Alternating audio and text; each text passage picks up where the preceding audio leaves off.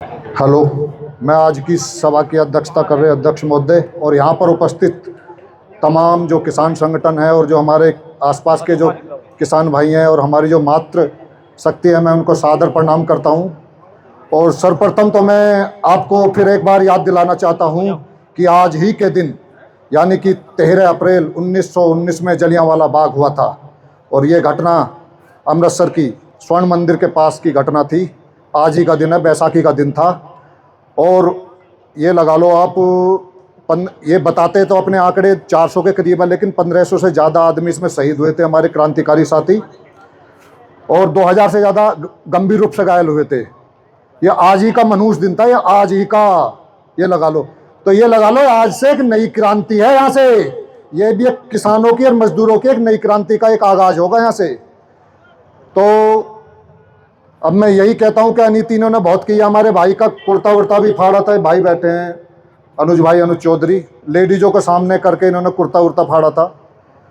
तो कबीर साहब का दोहा याद आता, अति का भला ना बोलना, अति की भली ना चूप, अति का भला ना बरसना, अति की भली ना धूप। यानी कि अत्यधिक बोलना भी खतरनाक होता है, तो अत्यधिक चुप रहना भी, शांत रहना, शांति से रहना भी खतरनाक होता है। अत्यधिक जितना बरसना खतरनाक होता है, उतनी खतरनाक धूप होती है। तो अति गर्वे अति रूपेण सीता वच, अति गर्वेन रावणा, अति दानाद बलीर विद्दो, अति सर्वत्र वर्जियेत। यानी कि अत्यधिक रूपवान होने के कारण सीता जी का हरण हुआ, अत्यधिक घमंड के कारण रावण का वध हुआ, और अत्यधिक दानी होने के कारण राजा बलि का मतलब एक तरह से शोषण हुआ। तो अति हर जगह खतरनाक ही है। अति रोटी भी ज़्यादा खाओगे तो वो भी खतरनाक है। तो अभी अनीति पे हैं, ये अति कर रहे हैं। तो जो जाता है भैया बढ़ के जाता है, सीधी सी बात है। जो आया है बढ़ के जाए, प्रकृति का नियम है। Change is the rule of nature, परिवर्तन प्रकृति का नियम है। यदि जो ऊपर जाएगा वो नीचे भी आएगा, या और सबसे पहले जो अनीति करेगा वो नीचे जरूर आना, सीधा सा सिद्धांत है। यदा यदा ही धर्मस्य ग्लानिर्भवति भारत अभ्युत्थानम अधर्मस्य तदात्मानं सृजाम्यहम् परित्राणाय साधूनां विनाशाय च दुष्कृताम् धर्म संस्थापनार्थाय संभवामि युगे युगे। जब भी और जहां भी धर्म का पतन होगा, अधर्म की प्रधानता होगी, तब मैं उत्तरित हूँगा। अपने भक्तों के, साधु संतों की, सज्जनों की रक्षा के लिए, दुष्टों और दुर्जनों के नाश करने के लिए मैं, और धर्म की पुनः स्थापना करने के लिए हर युग में प्रकट होऊंगा। तो ये कोई अवतार नहीं आता, ये एक सामूहिक चेतना है। इससे किसी आदमी, व्यक्ति, नेता के पीछे कतई न चलना। यही जो आप बैठे हो, जीवित इंसान हो, आप ही वो चेतना हो। ये समय समय पर यही एक क्रांति लाती है। जो अभी मेरे भाई कह रहे थे कि ईस्ट इंडिया कंपनी भगा दी, एक भाई कह रहे थे, कोई नहीं भागा भैया, गलतफहमी है। आज भी वही राज कर रहे हैं। आज भी राजतंत्र का नाम बदल कर इन्होंने केवल लोकतंत्र कर दिया है। आज भी कंट्रोल उन्हीं का है पीछे से। यानी कि हमें लोकतंत्र नहीं चाहिए, हमें लोक नियंत्रित तंत्र चाहिए, यानी कि लोक स्वराज चाहिए। मैं यही मैसेज देने आया हूँ। यहाँ जितने भी गांव हैं, यदि इस देश को बचाना, मैं अब तो खेती की बात कर रही है, तो अपना लोक स्वराज पे काम करो। ग्राम सभाएं एक जिला स्तर पर, क्योंकि सब जागरूक हैं यहाँ पर, जिला स्तर पर जितनी जल्दी हो सके ग्राम सभाएं तैयार बनाना कर दो। यानी कि जिला स्तर की सभाएं तैयार करो, फिर घर गैल मतलब गांव गैल भी सभाएं तैयार हो जाएंगी। क्योंकि ईस्ट इंडिया कंपनी का ही दूसरा नाम है वर्ल्ड इकोनॉमिक फोरम। क्या? World economic forum.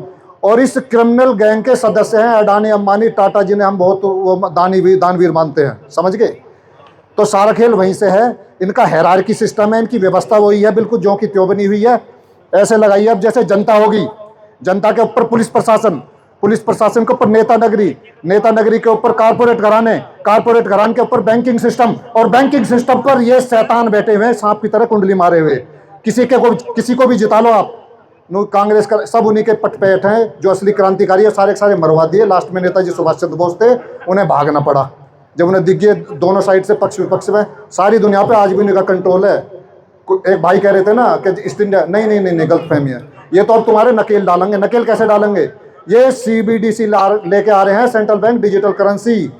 यानी कि तुम्हारा बैंकिंग सिस्टम लो, आधार लो, पानी लो, बिजली लो, गैस लो, गाड़ी लो, सब एक जगह जोड़ देंगे, मकान है। और जितना संगठन आए ना, एक भी ना दिखे इनमें, क्योंकि ऐसा सिस्टम बनाने जा रहे हैं ये। फेस रिकॉग्निशन कैमरा लगेंगे जगह जगह, और तुम्हारे गली कूचों तक भी लगाए जाएंगे। जो आंदोलन में जाएगा किसी पे, ये इंतजाम हमारा कर रहे हैं आने वाले टाइम में। अभी पता ही नहीं है इनका षड्यंत्र कितना बड़ा षड्यंत्र है। तो तुम्हारे बैंक से या तो पैसा कटेंगे या बैंकिंग सिस्टम बंद कर दे। पैसे कैसे खत्म करने वाले हैं ये, इस सिस्टम में आते ही कैसे खत्म कर देंगे। यहाँ से आपकी गुलामी, असली गुलामी CBDC लाने के बाद में शुरू होगी। तो मेरा तो मानना यही है, अनीति इन्होंने काफ़ी कर ली और इससे ज़्यादा नीति ये क्या करेंगे। और जो भी जाता है बढ़ के जाता है, इनका जो पूंजीवाद है वो भी ये समझ लो एक जैसा दीपक बुझने वाला होता है ना, फड़फड़ाता है ज़्यादा, वो लास्ट सीमा पर है, लास्ट पर। आज ये जल जंगल ज़मीन सबको ख़त्म कर रहे हैं, सबको कंट्रोल कर रहे हैं, सबको नियंत्रित करेंगे, ठीक है ना। तस्मेत्वत मुतिष्ठ यशो लभस्व जित्वा शत्रुन भक्ष्य राज्यम मुख्य। तो श्लोक मुझे थोड़ा कन्फ्यूजन है, लेकिन मैं इसका अर्थ बता देता हूँ। भगवान श्री कृष्ण ने कहा था, ये 11 अध्याय का है गीता का, कि हे अर्जुन खड़ा हो, युद्ध के लिए खड़ा हो, तू यश प्राप्त कर, शत्रुओं को जीत, समृद्धि संपन्न राज्यों को भोग। ये सब सूरवीर मेरे द्वारा पहले ही मारे जा चुके हैं, तू तो केवल निमित्त मात्र बन। श्रेय लूटना है इनका, आखिरी चरम चल रहा है। आखिरी चरम कैसे चल रहा है इनका, क्योंकि 85% जो संपत्ति, धन संपत्ति 1% आदमियों के कंट्रोल में आ चुकी है। और जर्मनी के दार्शनिक हुए थे कार्ल हेनरिक मार्क्स, उनका मार्क्सवाद सिद्धांत है एक, और उनके सिद्धांत के अनुसार से उनका 1818 में जन्म हुआ था। वे एक अर्थशास्त्री थे, समाजशास्त्री थे और एक दूरदृष्टा थे बहुत बड़े। तो उन्होंने दास कैपिटल एक महाग्रंथ की रचना की थी 1967 में। उसके हिसाब से जिस दिन, ये भविष्यवाणी है उनकी, सुनो गौर से, जिस दिन 1% लोगों के पास में इस पूरे वर्ल्ड की जो संपत्ति है, संसाधन है, प्राकृतिक संपदाएं हैं, 1% के हाथ में पहुंच जाएंगी उस दिन, और जो 99% लोग हैं उनके पास 1% रह जाएगी। तो ये समझ लो पूंजीवाद का खात्मा है। ये लगभग वो 10 साल है, बस मैं बता रहा हूँ मिनिमम, इनका खात्मा है। अब तो समझ लो एक नई, एक बड़ी क्रांति उठाओ यहाँ से। ये 85% पूरी संपदा इनके कंट्रोल में, 1% के हाथ में, और ये मुश्किल से 10 साल लगेंगे। सारी ये वर्ल्ड इकोनॉमिक फोरम के शब्द है, you will own nothing and you will be happy. तुम्हारा अपना कुछ नहीं होगा और तुम खुश होगे।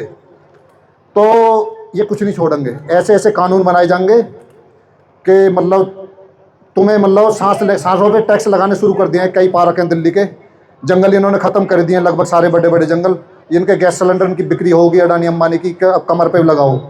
तो यानी कि गुलाम बनाने की पूरी तैयारी है भैया। मेरा तो यही है, जितने भी लोग हैं ना, जितने मैं कह रहा हूँ जागरूक हुए सब, जो एक्टिव है, एक जिला स्तर की एक जो सभाएं तैयार कर लो, ये काम आएंगी। मैं बता रहा हूँ अभी, मुश्किल से 10 साल है, कोई संगठन ना आवे अगर, क्योंकि ये ऐसा सिस्टम बनाएंगे तुम्हारे पैसा कटेंगे, लेन देन बंद हो जा, कैश खत्म होने वाला, तो कोई आवे ना कोई हो गए, यू इलाज करने जा रहे हैं तुम्हारा। तो भैया जय जवान जय किसान, भारतीय किसान यूनियन अम्बावता जिंदाबाद। बहुत बहुत धन्यवाद भाई।